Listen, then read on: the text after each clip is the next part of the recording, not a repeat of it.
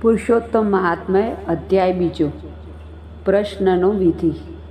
સૂત બોલ્યા, રાજા પરીક્ષિતના પૂછવાથી સુખદેવજીએ ઉત્તમ શ્રીમદ ભાગવત કહ્યું અને શુકની પ્રસન્નતાથી તે સાંભળી રાજાનો મોક્ષ થયો. એ જોઈ હું યજ્ઞના ઉદ્યમમાં પરાયણ થયેલા બ્રાહ્મણોના દર્શનથી કૃતાર્થ થયો છું. ઋષિઓ બોલ્યા, હે સજ્જન સૂત, બીજી વાત છોડી વ્યાસના મુખથી તેમની પ્રસન્નતાથી જે પહેલાં નહીં બનેલું સાંભળ્યું હોય તે અમોને કહો. સૂત બોલ્યા, હે શ્રેષ્ઠ પુરુષો, આપ મને આવું પૂછો છો માટે હું વિલોમ જાતિમાં થયેલ છતાં પણ ધન્ય છું. મેં અગાઉ વ્યાસના મુખ્યથી જે જ્ઞાન સાંભળેલ છે તે જ્ઞાન સાંભળવા પ્રમાણે હું કહું છું. એક વખત મહામુનિ નારદ તપસ્વી ઘણા સિદ્ધો દેવોએ સેવેલા બોરડી, બહેડા, આમળા, બીલા, આંબા, કોટ, જાંબુ, કદમ વગેરે અને બીજા અનેક પ્રકારના વૃક્ષોથી પણ શોભિત નરનારાયણના આશ્રમમાં ગયા.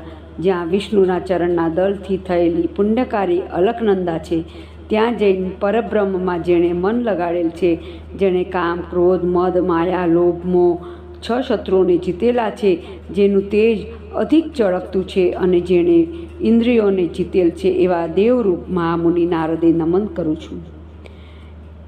એવા દેવરૂપ મહામુનિ નારદે નમન કર્યું. દેવોના દેવ, તપસ્વી અને પ્રભુ એવા નારાયણને સાષ્ટાંગ પ્રણામ કરી નારદજી 2 હાથ જોડીને સ્તુતિ કરવા લાગ્યા. હે જગતના નાથ, હે દેવોના દેવ, કૃપાના સાગર, આપ સત્યને ઉત્પન્ન કરનાર, સત્યથી થયેલા ભૂત, ભવિષ્ય, વર્તમાન કાળમાં સત્યરૂપ છો.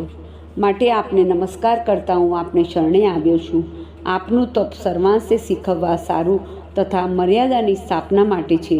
જો આપ તપ ન કરો તો પુણ્યવાન તથા પાપીજનોથી યુક્ત પૃથ્વી જેમ એકે કરેલા પુણ્યથી તરે છે, તેમ એકે કરેલા પાપથી કળિયુગમાં ડૂબી જાય.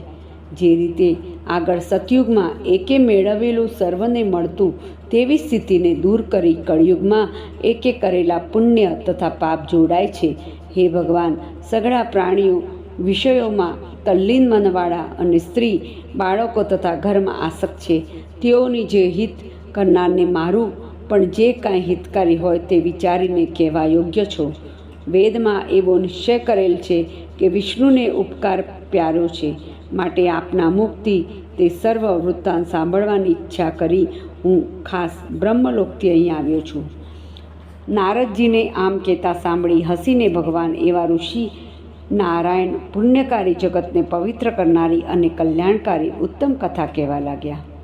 શ્રી નારાયણ બોલ્યા, હે નારદ, તમો ગોપ સ્ત્રીઓના મુખકમલના શોભારૂપ, રાસના અધિપતિ, રસિકજનોના ઘરેણારૂપ, વૃંદાવનમાં વિહાર કરનારા આદિપુરુષ વ્રજના પતિ ભગવાનની પુણ્યકારી કથા સાંભળો. હે વત્સ, જગતને બનાવનાર બ્રહ્મા જેના નેત્રના મટકામાં પડે છે, તેનું કર્મ કેવા પૃથ્વીમાં કોણ શક્તિમાન છે? વળી હે નારદ મુનિ, તમે પણ સાર વળી રસવાળું અને વચનોથી ન પહોંચી શકાય એવું ભગવાનનું ચરિત્ર જાણો છો, તો પણ દરિદ્રપણાને તથા વિધવાપણાને હરનાર, યશને, સત્પુત્રને તથા મોક્ષને આપનાર અને જડ સેવવા લાયક એવું અતિ અદ્ભુત પુરુષોત્તમનું મહાત્મ્ય આદરથી કહું છું. નારદજી પૂછવા લાગ્યા, હે મુનિ, પુરુષોત્તમ કયા દેવ છે અને તેનું મહાત્મ્ય શું છે તે જાણવાની મને બહુ તાલાવેલી લાગી છે, માટે વિસ્તારથી કહું.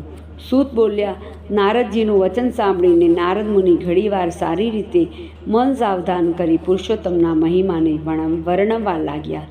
શ્રી નારાયણ બોલ્યા, પુરુષોત્તમ એવા માસનું નામ પણ કારણ સહિત છે. તેના કૃપાના સમુદ્રરૂપ સ્વામી પુરુષોત્તમ કહેવાય છે.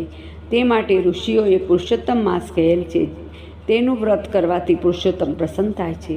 નારદ પૂછવા લાગ્યા, હે કૃપાના ખજાના રૂપ, જે ચૈત્ર વગેરે મહિનાઓ છે તેઓ સ્વામી સહિત છે એમ મેં સાંભળ્યું છે, પરંતુ તેઓના મધ્યમાં પુરુષોત્તમ નામનો મહિમા આજ દિન સુધી સાંભળ્યો નથી. તો તે પુરુષોત્તમ કેવી રીતે થયો છે તે મને કહો.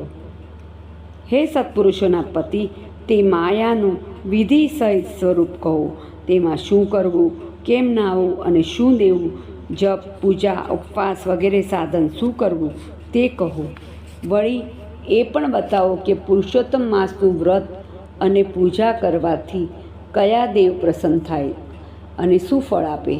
દિનજનો ઉપર ભાલ રાખનારા સારા માણસો તો તુરત જ કહે છે, માટે આ અને બીજું છે, જે તત્વ કહો હોય તે કહો. હે પ્રભુ, પૃથ્વી ઉપર પારકાના ભાગ્યને અનુસરનારા, દરિદ્રતાથી પીડાયેલા, રોગી, પુત્રની ઈચ્છાવાળા, જડ, મૂંગા, કપટી, મૂર્ખા, ખરાબ વસ્ત્રવાળા, નાસિક રોગવાળા, કોળવાળા, અંગ વગરના, આંધળા, સુકાઈ ગયેલા અંગવાળા અને પોતાની વાલી વસ્તુથી રહી જેઓ છે, તેઓ જે વ્રત કરવાથી, કથા સાંભળવાથી અને આચરવાથી ફરીને તેવી હાલતવાળા ન થાય તે મને કહો.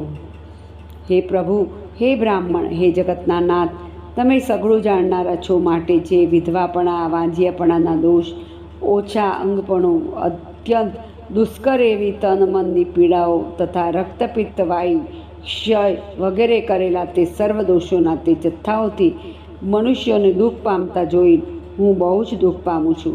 માટે મારી ઉપર કૃપા કરીને સજ્જનોના મનમાં આનંદના કારણરૂપ સર્વ તત્વોનો વિધિ વિસ્તારથી કહો. સૂત બોલ્યા. આ પ્રમાણે બ્રહ્માના પુત્ર નારદે પૂછેલું મનુષ્યોને હિતકારી વચન સાંભળી ચંદ્રમાની પેઠે શોભતા મુનિને વખાણી મેઘની ગર્જના સરખી રમણીય વાણીથી દેવના દેવ નારાયણ બોલ્યા. આ પ્રમાણે બૃહદ નારદીય પુરાણમાં પુરુષોત્તમના મહાત્મ્યમાં શ્રી નારાયણ નારદના સંવાદમાં પ્રશ્નો વિધિ આ નામનો બીજો અધ્યાય પૂરો થયો. પુરુષોત્તમ ભગવાનની જય.